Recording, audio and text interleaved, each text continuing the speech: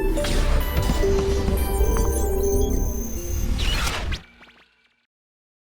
a conversation on Nigeria's economy, particularly at this period of the COVID-19 pandemic. And I have with me Mr. Boason Omofaye, cerebral financial journalist and financial analyst with me, CEO, Frontier Africa Reports. Nice to have you once again. Thank you so much for having me on WebTV, Otto. You cover much of the finance market and, of course, banking, and you've been there. We've seen an interesting contribution level from the private sector to address this pandemic. I mean, 21 billion naira raised from the CBN private sector-led coalition against COVID, and we're also seeing from the petroleum sector, from Ministry of Petroleum, 10 billion plus the 11 billion initially raised by the NNPC-led strategy, and this is about 42 billion. This is saying how private sector can really rally, raise funds to really address the challenge of the pandemic. What are your thoughts around this? And people are saying, wow, so we have this kind of money in Nigeria, and then challenges are there and are not being addressed. What are your thoughts around this? I think the private sector has showed that they can actually, or what I call corporate Nigeria, can actually rally around the government, and I think that's a very nice way you've put it. It's a rally around the government because it's a case of emergency. So let's consider this COVID-19 pandemic as wartime. So let's say this is a war chest. It's a fund being put together to fight this war against the virus. That is completely different from a PPP arrangement. This is not a private sector, public sector partnership. This is rally round. This is everyone dropping his widow's mite in the box, and together we can fight this common enemy, which does not discriminate in terms of gender, in terms of age, and what have you, or business. So it's all well and good. That is suitable, or this is suitable for wartime situation. It is not exactly a template, the way forward for us to run things as an organized economy that wants to become robust, take our rightful place within the Committee of Nations globally and within the African space. And we must understand that. We are yet to find that template that works, mutually speaking, and beneficial to the people of Nigeria between the public and the private sector. We haven't found that formula yet. We haven't reached that stage. The level of trust and the integrity that is required, integrity of contracts, integrity of agreements, the believability index is very low. The trust deficit is there is still there between the people, between businesses and the government and the people, and the people and the government on the other hand. So we haven't really found that formula. This is good for the situation, for this fire brigade exercise, and that is as good as it gets.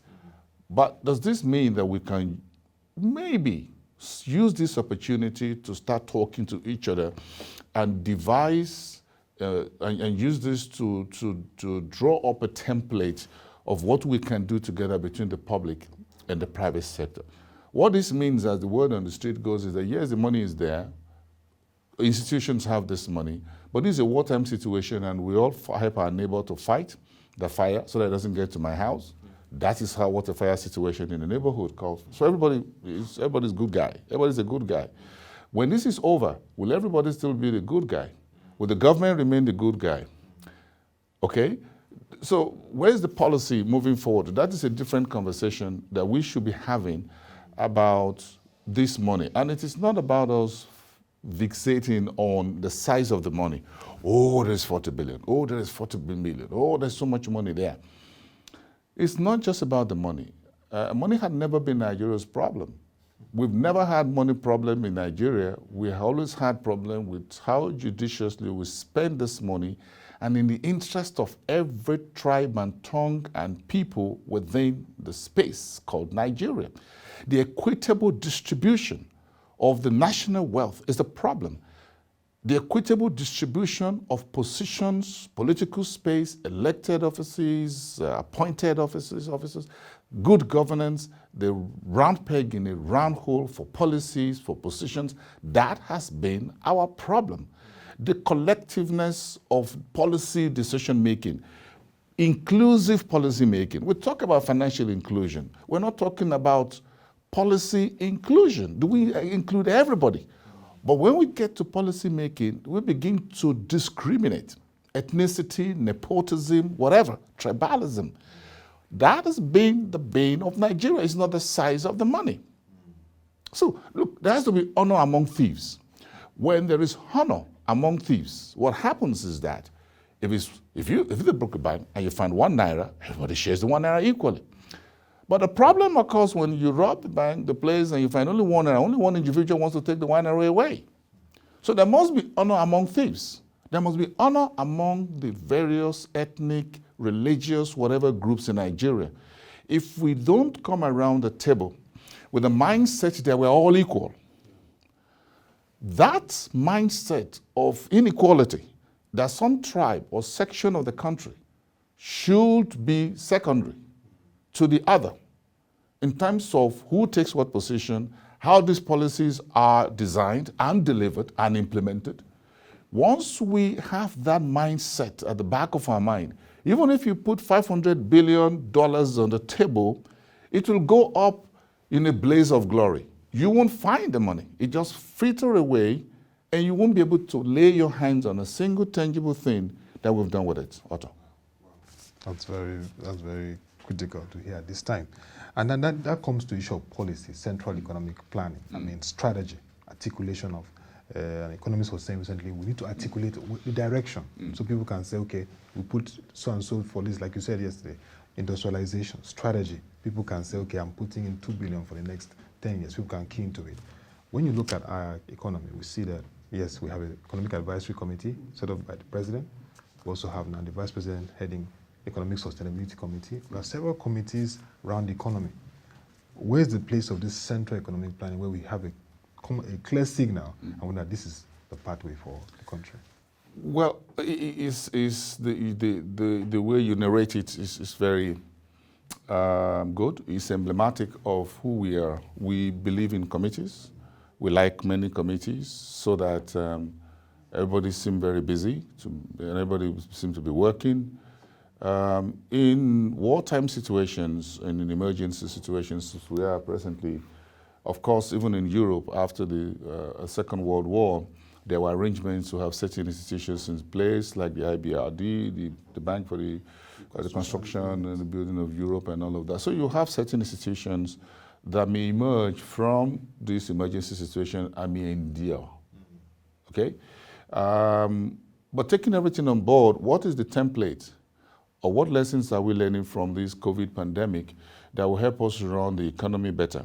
So whether we run 1, 2, 3, 4, 5 different committees or council, economic advisory or economic policy or economic sustainability moving forward, are we doing it because it is imperative that we do it under this emergency situation, or we're doing it because we believe that, sincerely believe, that this is the time for us to make a U-turn and turn around in our thinking and actions that will help us develop a country under what you call the democratic principles, a government of the people, by the people, for the people.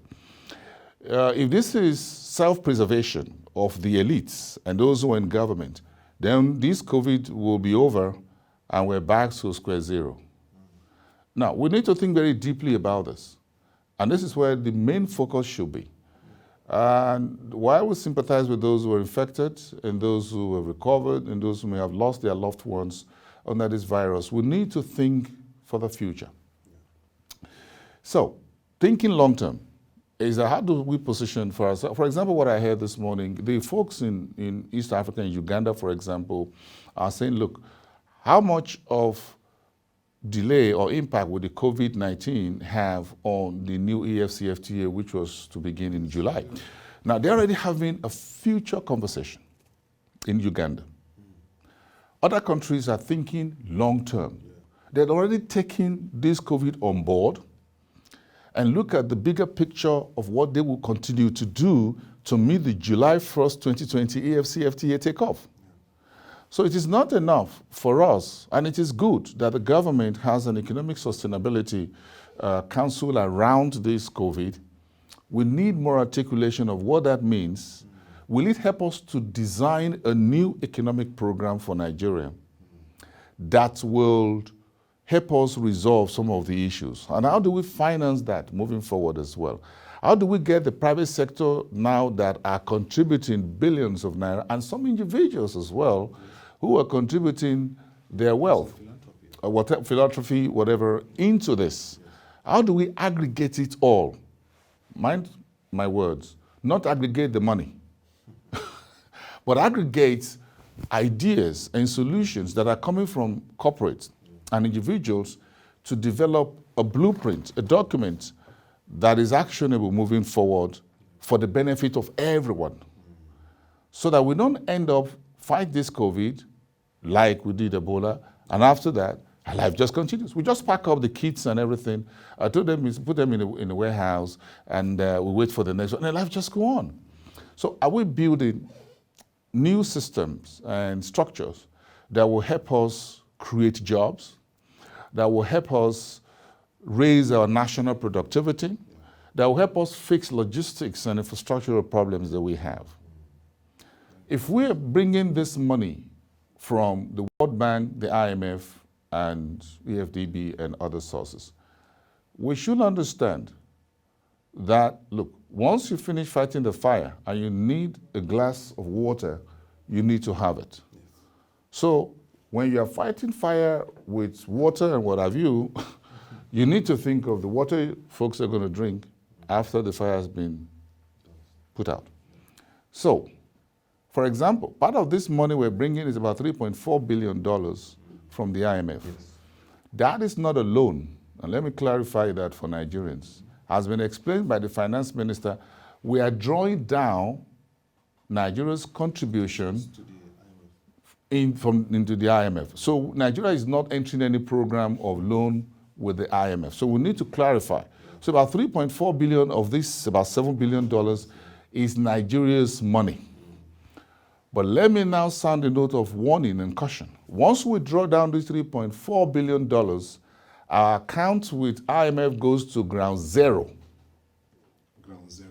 That's what it means. Once you draw down the last kobo in your account, Otto, your account is ground zero with your bank. It's simple. You don't have any See, well, I'm not too sure. I don't know the size of our gold reserves. Okay. I've never known that. It's never been public. I never knew that from the central bank. I don't know the size of our gold reserves. What's the size of what Nigeria has as gold reserves? Every central bank in the world has it. I don't know. But we definitely need to know that. But we need to put in mind that once we draw down this money from the IMF, we are standing at ground zero as far as the IMF is concerned. With oil prices down to the bottom of the barrel and our productivity this very narrow, we need to think of how to expand productivity quickly and get back to start putting money back into our relationship with the IMF. That's very important. That is one thing we must remember. So for everyone who's drawing down this money and who looks happy that $3.4 billion is coming from the IMF, which quoted unquote is free money, which is like our savings with the IMF, what we do with the money, therefore, should be very critical. Yeah. If not, there's going to be a judgment day, not far from now, when we will say, when COVID-19 was, we took $3.4 billion from IMF, which is our money, show me the money.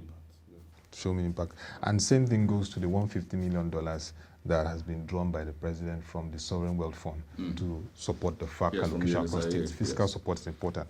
There's some arguments around that action. Well, what are your thoughts? There will always be arguments where money is concerned in Nigeria. When we ought to have certain arguments or conversations, they don't happen. When money comes, the subnationals, which we call the state governments, with the exception of a few, had not shown very serious or an elevated level of fiscal responsibility. And I'm not saying anything that is ingenious or breaking news here. It's not breaking news. At a point, 27, 30 states out of 36 states are on their knees and they couldn't be bailed out over the last 4 or 5 years. So the level of fiscal responsibility that you expect from the state governments or the subnationals is not there. So there's every reason for economists and analysts and in the media and ordinary Nigerians to be concerned about $150 million drawn down from the NSIA. The NSIA is not sitting on a pot of money. By the way, that's a different for another day. $150 million is a whole lot of money from NSIA, even though it has a few $1 billion. But then you draw $150 million and you distribute it to state government. What exactly does that money go to? Who supervises how that money is distributed? Will it involve the central bank? That's my point. Will it involve the central bank, or will we just go through the governors forum or through FAC allocations, in which is just shared percentages wise and everybody gets his own? And we expect the chief executives of each state, which are the governors, to be responsible and put this money to good use. And for folks not to see this as an opportunity to do some political fund for 2023 accretion. I mean, to put it in a simple language, to use this COVID-19 distribution to start preparing for 2023 elections. And I want to raise that very quickly here, that people need to know at the state levels that this is not a time to build money chests from this COVID-19 to compete for 2023 elections. And it's not so far from now.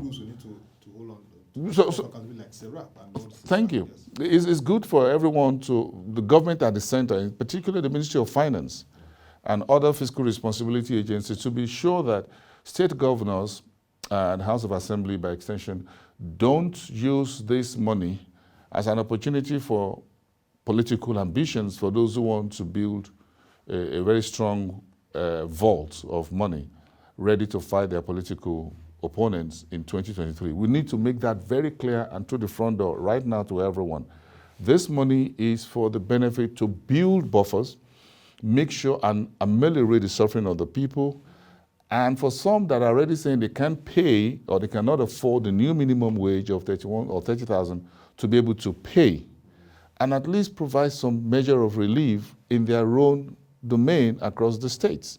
If we don't do that, this helicopter money, this money spreading all over like a printing machine or photocopier machine, will stop one day and we'll find ourselves that there's nowhere to go. We're already taking our last bunch of money from the IMF. Already, we have the $20-something billion package that we were having conversation before COVID came in on stream, and we haven't finished that.